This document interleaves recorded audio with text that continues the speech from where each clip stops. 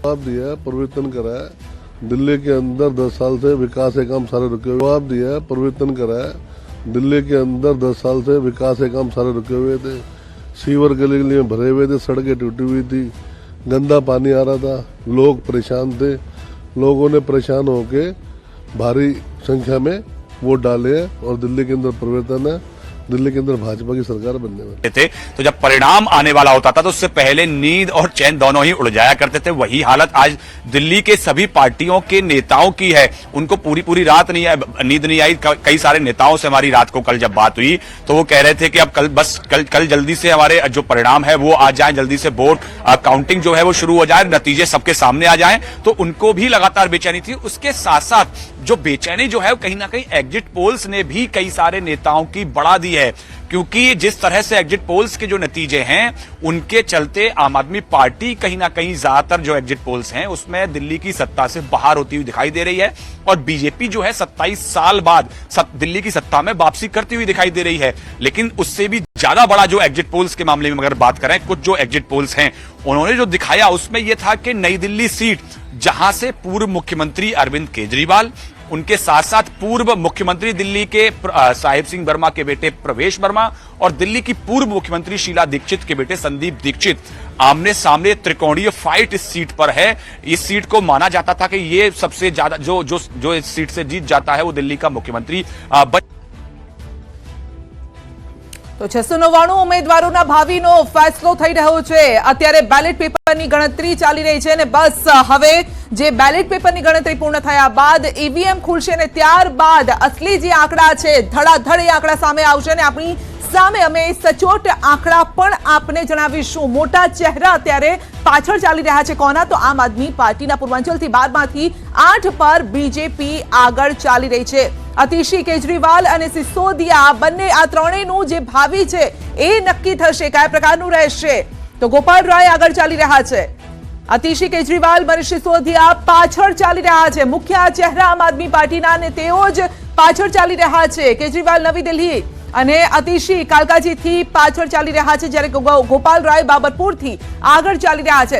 Exit poll જે હતા 11માંથી 9 exit poll BJP તરફી દેખાયા છે, એટલે કે બીજેપીની સરકાર બની રહી હોય તે પ્રકારના આંકડા દેખાયા છે।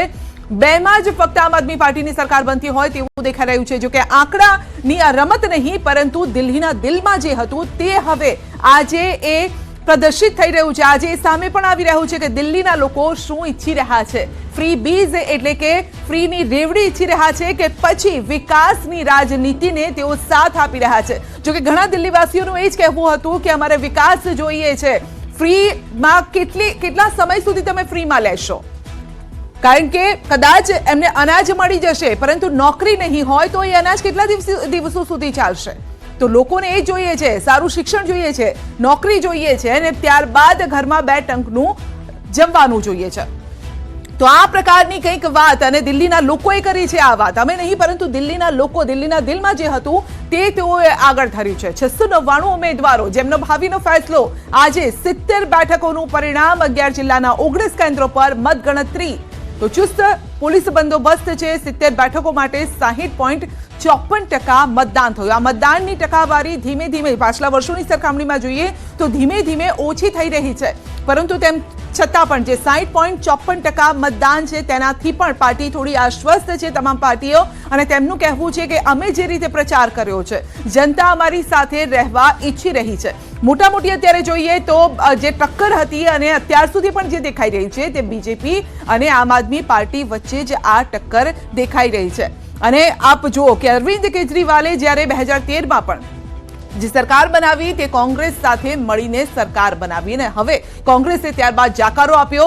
ફક્ત બંને એ ગઠબંધનની સરકારે જ નહીં પરંતુ ત્યાંના લોકોએ પણ જાકારો આપ્યો અને છેલ્લા વર્ષોમાં આપણે જોયું કે આમ આદમી પાર્ટી સ્ટ્રોંગ બનીને આવી, આંદોલનથી લઈ અને આમ આદમી પાર્ટી સ્ટ્રોંગ બની અને ત્યારબાદ પરંતુ 10 વર્ષમાં એવું શું થયું 10-12 વર્ષમાં કે લોકો તેમને જાકારો આપી રહ્યા છે? કારણ કે અત્યારે આંકડામાં દેખાઈ રહ્યું છે પરંતુ એક્ઝિટ પોલમાં એ જોવા ન મળ્યું। જોવાનું રહેશે એક્ઝિટ પોલ સાચા પડે છે કે પછી એની નજીક સુધી પહોંચે છે, એટલે જનતાનો મૂડ કયા પ્રકારનો રહ્યો છે તે જોવાનું રહેશે. 5મી ફેબ્રુઆરીએ મતદાન યોજાયું હતું. 1993ની વાત કરીએ તો ભાજપે 1993માં 49 બેઠક જીતી હતી. આ એક મોટો આંકડો છે, પરંતુ ત્યારબાદ એવી કઈ બાબત થઈ કે બીજેપીને જનતાએ જાકારો આપ્યો. ફરી એક વખત જ્યારે 27 વર્ષ બાદ આ સૌથી મોટી આ ચૂંટણી પણ બીજેપી માટે પણ કહેવાય, કારણ કે 27 વર્ષ બાદ વાપસી કરવાનો અવસર, અને આ અવસરને કેટલો પોતાની તરફ કરી ચૂકી છે તે જોવાનું રહેશે. આશ્વસ્ત ભલે બીજેપી છે, કારણ કે આશ્વસ્ત જનતા ઉપર છે. જનતા બીજેપી માટે કહેવામાં આવે છે કે એમનું માઇક્રો જે પ્લાનિંગ હોય છે તેના આધારે બીજેપી કહેતી હોય છે. બીજેપી પાસે એ આંકડા પણ હોય છે, એમનું સ્ટડી એટલું હોય છે, મેનેજમેન્ટ એટલું જોરદાર હોય છે કે કયા ઘરમાંથી કેટલા વોટ તેમને પડી રહ્યા છે ત્યાં સુધીનું એમનું મેનેજમેન્ટ હોય છે. બૂથ મેનેજમેન્ટ લો, માઇક્રો મેનેજમેન્ટ લઈ લો, આ તમામ મેનેજમેન્ટમાં બીજેપી પાવરધા છે. અને ત્યારે જ એટલા માટે જ કહી શકાય, બીજેપી એટલા માટે જ કહી રહી છે કે જીત અમારી થવાની છે. કોંગ્રેસ આખા પિક્ચરમાં ક્યાંય નથી દેખાઈ રહી, ના એક્ઝિટ પોલમાં દેખાઈ રહી છે, ના વિશેષજ્ઞોની વાત કરીએ તો તેઓ પણ આ મામલે કઈ ચોક્કસ કહેવા તૈયાર નથી. એકાદ 2 કે 3 સીટ કદાચ કોંગ્રેસને આવી શકે છે તે પ્રકારની વાત છે, પરંતુ શું તમામ એક્ઝિટ પોલ્સ જે છે તે ખોટા થશે? જે વિશેષજ્ઞો કહી રહ્યા છે તે વાત ખોટી થશે? કોંગ્રેસનું ભવિષ્ય કયા પ્રકારનું છે તે જોવાનું રહેશે, કારણ કે હજુ પણ શીલા દીક્ષિતની સરકાર એ પછી દિલ્હીવાસીઓ હોય કે બીજેપી હોય તમામ લોકો યાદ કરી રહ્યા છે, કારણ કે શીલા દીક્ષિતે એ સમયે જે કામ કર્યા હતા તેને લોકો યાદ કરી રહ્યા છે. પરંતુ નવી પેઢીને એ નથી ખબર નવી પેઢી કયા પ્રકારે આગળ જઈ રહી છે. જે ફર્સ્ટ ટાઈમ વોટર્સ હોય, યંગસ્ટર્સ હોય, તે લોકોએ કઈ રીતે વોટિંગ કર્યું છે તેના પર દારમદાર છે. અરવિંદ કેજરીવાલ કહેતા હતા કે બસ 55 સીટો તો અમારી આવી જ જવાની છે, ત્યાં સુધી તેમણે ભવિષ્યવાણી ફાંકી દીધી હતી.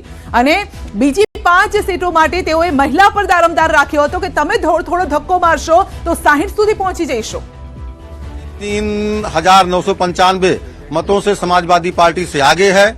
मिल्कीपुर की जनता मोदी और योगी जी के नेतृत्व में कमल खिलाने जा रही है और समाजवादी पार्टी की जमानत कौन सी गिनती चल रही है अंदर? अभी ईवीएम की गिनती चल रही है. मतपत्र भी खुल गए हैं.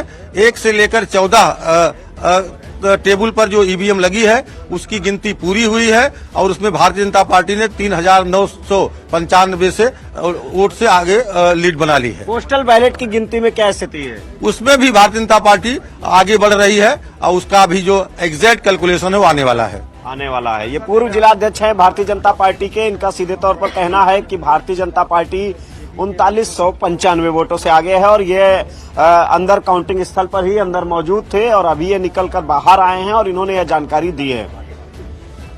તો સટાસટ આંકડા જે છે તે ચેન્જ થઈ રહ્યા છે. આપ જોઈ શકો છો અમારી સ્ક્રીન પર, અને આ જે ટેલી છે એ જોઈ શકો છો. બીજેપી 31 બેઠકો પર આગળ, આમ આદમી પાર્ટી 20 બેઠક પર આગળ, કોંગ્રેસ 1 બેઠક પર આગળ. એટલે કોંગ્રેસ શરૂઆતમાં જ ખાતું ખોલાવી ચૂકી છે. શું એન્ડ સુધી આ ખાતું જે ખોલેલું છે એ કેટલા આંકડા સુધી પહોંચે છે તે પણ જોવાનું રહેશે.